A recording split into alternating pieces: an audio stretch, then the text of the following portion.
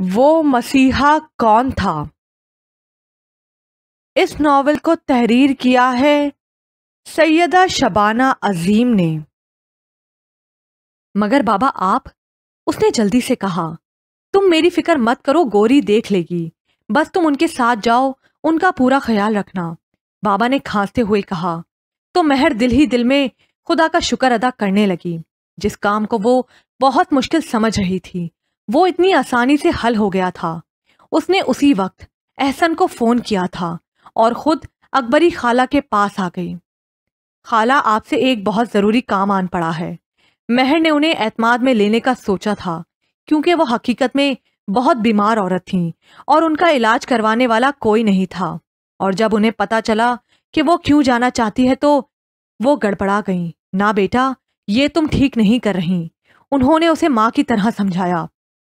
अब तो जो भी हो खाला, मुझे एहसन को हर हाल में अपना गुर्दा देना है, क्योंकि उसके बगैर मेरी जिंदगी वैसे ही अंधेर है।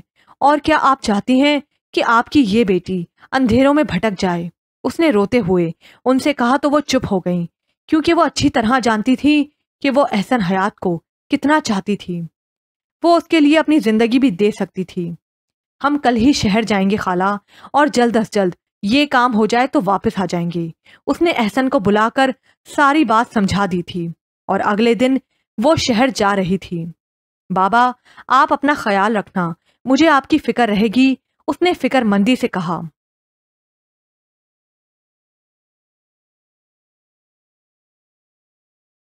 ना बेटा, ये तुम ठीक नहीं कर रही। उन्होंने उसे माँ की तरह समझाया। अब तो जो भी हो खाला, मुझे एहसन को हर हाल में अपना गुर्दा देना है, क्योंकि उसके बगैर मेरी जिंदगी वैसे ही अंधेर है। और क्या आप चाहती हैं कि आपकी ये बेटी अंधेरों में भटक जाए? उसने रोते हुए उनसे कहा तो वो चुप हो गई, क्योंकि वो अच्छी तरह जानती थी कि वो एहसन हयात को कितना चाहती है। वो उसके लिए अपनी जिंदगी भी दे सकती थी। हम कल ही शहर जाएंगे खाला, और जल्द अज जल्द ये काम हो जाए तो वापस आ जाएंगे। उसने एहसन को बुलाकर सारी बात समझा दी थी और अगले दिन वो शहर जा रही थी। बाबा, आप अपना ख्याल रखना, मुझे आपकी फिक्र रहेगी। उसने फिक्रमंदी से कहा। तू बेफिक्र होकर जा, मैं हूं ना। गोरी ने खलूस से कहा, क्योंकि वो असल बात से वाकिफ थी कि वो क्यों जा रही है। बाकी सारे गांव को यही पता था कि वो अकबरी के साथ उसके इलाज के सिलसिले में शहर जा रही है, और सबने उसके इस फेल को पसंद किया था। इस तरह वो शहर आ गई, जहां आकर वो फौरन अस्पताल में एडमिट हो गई थी, जहां एहसन ने पहले ही बात कर ली थी।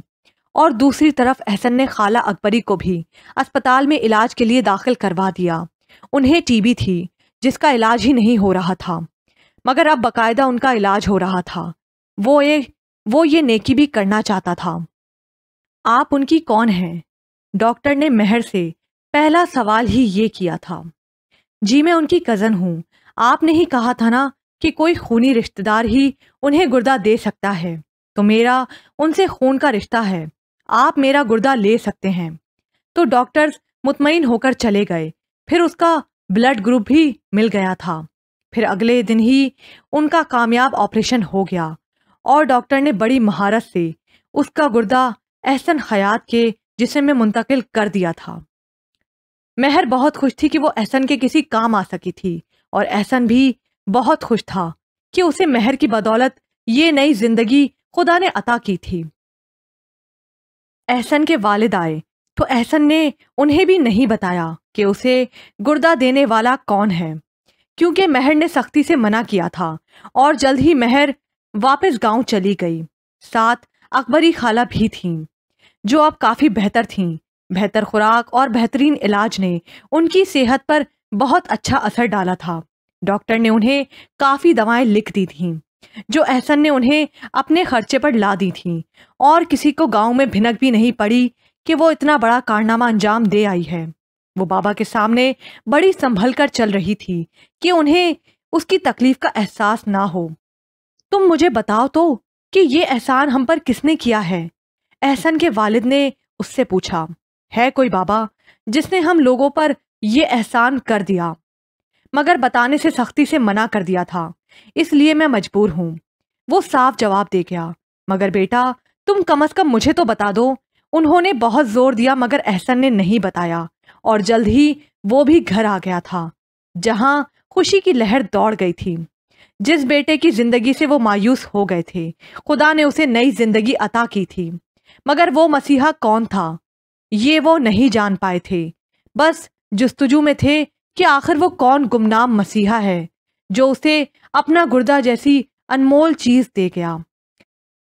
शहर में एहसन हयात का बिजनेस बेहद फैल गया था और अब वो मुकम्मल तौर पर सेहतयाब भी था। इसलिए दिलजमी से सारा ध्यान कारोबार में लगा रखा था। उसने सोचा था कि एकदम ही जाकर वो मेहर को ये खुशखबरी सुनाएगा कि उसने बाबा का दिल जीत लिया है और वो जरूर खुश होकर उनके रिश्ते के लिए मान जाएंगे। और इस तरह 6 माह और गुजर गए। उसका मेहर से मिलना नहीं हो पा रहा था। मौका पाते ही एहसन ने आज डोर टॉक बात करने का फैसला कर ही लिया। बाबा, मुझे आपसे बहुत जरूरी बात करनी है। एहसन ने अपने बाबा को नाश्ते की मेज पर मुखातिब कर लिया, क्योंकि 2 माह पहले ही वो सब लोग शहर में सेटल हो गए थे। हाँ बोलो बेटा। उन्होंने मोहब्बत से बेटे की सूरत देखी थी। बाबा, मैं मेहर से शादी करना चाहता हूँ। आप जानते हैं कि मैंने जिंदगी में सिर्फ एक ही लड़की की तमन्ना की है और वो मेहर है। उसने आज साफ साफ एतराफ कर लिया था। क्या दिमाग खराब हो गया है तुम्हारा? उस अनपढ़ गंवार लड़की से शादी करोगे जिसको ठीक से महफिल में उठना बैठना भी नहीं आता? क्यों हमारे खानदान में एक बदनुमा दाग लगाना चाहते हो? बाबा ने फौरन ही गुस्से में आकर उसे ठीक ठाक सुनाई। आप भूल रहे हैं बाबा कि मेहर आपकी भतीजी भी है, आपके सगे तायाजाद भाई की बेटी, और इस तरह वो आपका खून भी है। फिर वो बदनुमा दाग कैसे हो सकती है? उसने मुस्कुराकर तंजिया कहा, मगर मैं उस लड़की को अपने घर की बहू हरगिज नहीं बना सकती। अब की बार मम्मा ने कहा था, जो चुपचाप दोनों की बातें सुन रही थीं। प्लीज आप लोग मेरी खुशी के लिए ही मान जाएं, क्योंकि मेहर के साथ में ही मेरी खुशी है। मेरी जिंदगी भर की खुशियां उस लड़की से जुड़ी हैं। मगर मैं तुम्हारी शादी अपनी भांजी से तय कर चुकी हूं। वो लोग बहुत जल्द शादी करना चाहते हैं। मम्मा ने गोया हुक्म सादर किया था। मेरी मर्जी जाने बगैर आपने मेरा रिश्ता भी तय कर दिया और मुझे बताना भी जरूरी नहीं जाना? उसने हैरानी से अपने माँ बाप की सूरत देखी। हाँ, क्योंकि हम जानते थे कि तुम उस अनपढ़ जाहिल गवार लड़की का ही नाम लोगे, इसलिए हमने खुद ही ये फैसला कर दिया है और तुम्हें इस फैसले को मानना ही होगा। मम्मा ने सख्ती से कहा, हरगिज नहीं, मैं ये फैसला कभी नहीं मानूंगा, क्योंकि मैं शादी करूंगा तो सिर्फ मेहर से। उसके लहजे में चट्टानों जैसी सख्ती डर आई थी। अच्छा, हमारे फैसले से इनकार करोगे उस अनपढ़ गंवार के लिए? बाबा ने तंजिया कहा। जी हाँ, आपकी इत्तला के लिए अर्ज है कि आपका बेटा उस अनपढ़ गंवार लड़की की वजह से ही आज जिंदा सलामत आपके सामने खड़ा है, वरना आप लोग कब का मुझे खो चुके होते। एहसन ने आज उन्हें हकीकत बताने का फैसला पल भर में किया। ये क्या बकवास कर रहे हो? बाबा ने उसकी शक्ल देखी। ये बकवास नहीं, हकीकत है। वो गुमनाम मसीहा कोई और नहीं, मेहर ही है। उस लड़की ने अपनी जान खतरे में डालकर आपके बेटे की जान बचाई। अपना गुर्दा मुझे बिना सोचे समझे दे दिया, सिर्फ और सिर्फ मोहब्बत में, बगैर किसी लालच के, क्योंकि वो मुझे जिंदा देखना चाहती थी। जहां आपकी दौलत, जिस पर आपको बेहद घमंड था, फेल हो गई थी, वहां उस गवार ने ही आप लोगों को एक गुर्दा खैरात देकर मकरूज कर दिया था। और उसका बड़ापन के उसने मुझे मना कर दिया कि मैं ये बात जिंदगी भर भी अपने मुंह पर ना लाऊं। मगर आप लोगों की आज की गुफ्तगू सुनकर मुझसे बर्दाश्त नहीं हुआ, इसलिए उस गवार की हकीकत बतानी पड़ी। अब मैं आपसे पूछता हूँ, क्या उस गवार के इस एहसान का बदला चुका सकते हैं आप? मैं आपकी इकलौती औलाद, आपके घर का अकेला चिराग, जिसे आपके किसी भी अपने ने गुर्दा देने से इनकार कर दिया था, उस गंवार ने अपना गुर्दा देकर जिंदगी की खैरात दी। उसका बदला उतार सकते हैं? इस कुर्बानी की कीमत उसे दे सकते हैं? उसने तंजिया मुस्कुराहट सजाकर दोनों के झुके हुए सरों को देखा। वो तो सोच भी नहीं सकते थे कि उस मामूली सी लड़की ने उन पर इतना बड़ा एहसान कर रखा है। इतने मकरूज हैं वो उसके। हाँ बेटे, हम उसका एहसान नहीं चुका सकते, कभी नहीं चुका सकते, मगर तुम्हारी खुशी के लिए उसे इस घर की बहू जरूर बना सकते हैं। हयात मलिक ने भीगी पलकें उठाकर बेटे को देखा। ये आप क्या कह रहे हैं? उनकी बेगम ने शौहर की सूरत देखी। हाँ बेगम, एहसन की शादी मेहर से ही होगी। मैं उस बच्ची से माफी भी मांगूंगा। हमने अनजाने में बहुत दुख दिए हैं उसे, और उसके बाप के कदमों में बैठकर माफी मांगूंगा और दामन फैला के उसे भीख में मांगूंगा। वो बेख्तियार रो पड़े थे। आप सच कह रहे हैं ना बाबा? एहसन को अब भी अपने कानों पर यकीन नहीं हो रहा था। तेरी कसम बेटे, बस जल्दी से गांव चलने की तैयारी करो। हम पूरी तैयारी से अपनी बहू को मांगने जाएंगे। एहसन पर तो खुशी से रिक्कत सी तारी हो गई थी।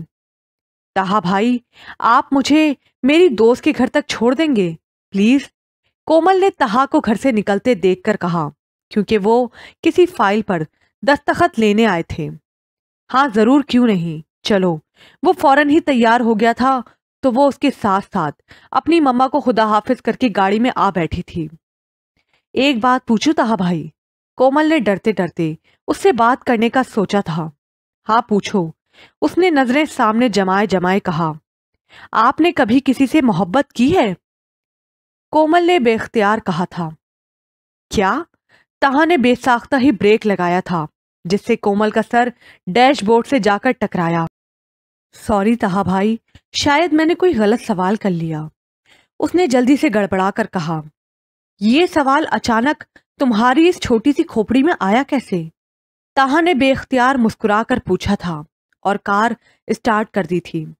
हर इंसान जिंदगी में कभी ना कभी किसी ना किसी से मोहब्बत तो करता ही है, तो जाहिर है आपने भी की होगी। बस यूं ही पूछ लिया। कोमल ने जल्दी से बात बनाई थी। हाँ तुम ठीक कह रही हो, मगर तुम इन बातों की तरफ ध्यान देने के बजाय अपनी पढ़ाई पर ध्यान दो। आंटी बता रही थी कि तुम्हारे एग्जाम्स होने वाले हैं।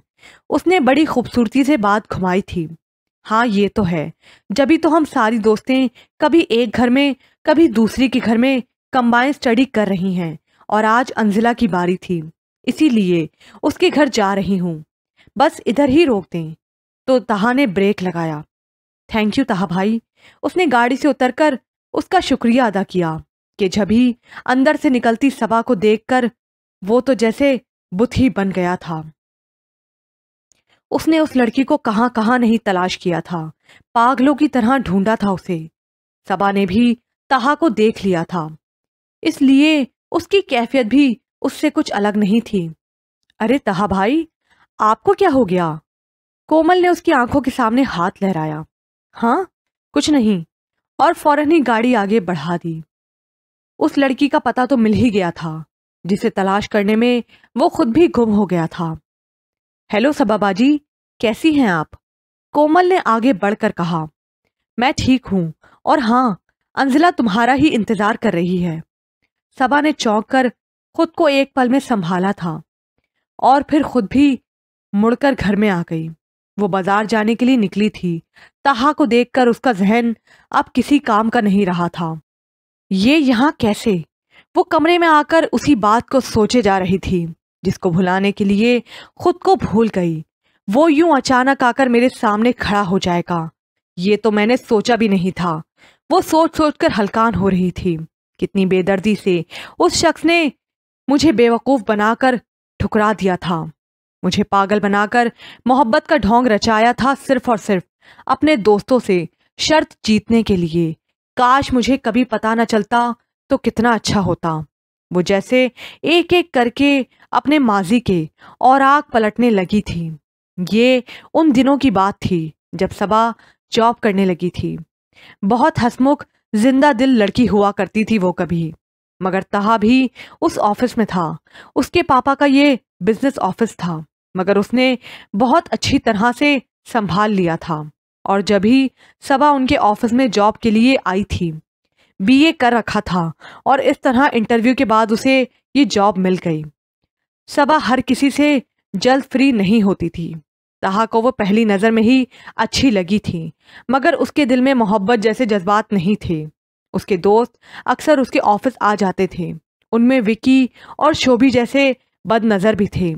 उनकी नज़र सबा पर अच्छी नहीं थी। यार, ये लड़की घास ही नहीं डालती, विकी ने तहा को कहा। वो अभी अभी फाइल रख कर गई थी। तो अच्छा है ना, देखभाल कर घास डालनी होगी, तहा ने मजाकिया बात की थी। अच्छा चल, हम तो ठहरे आम लोग, मगर तू तो खूबसूरत है, पढ़ा लिखा है, हर तरह से मुकम्मल है।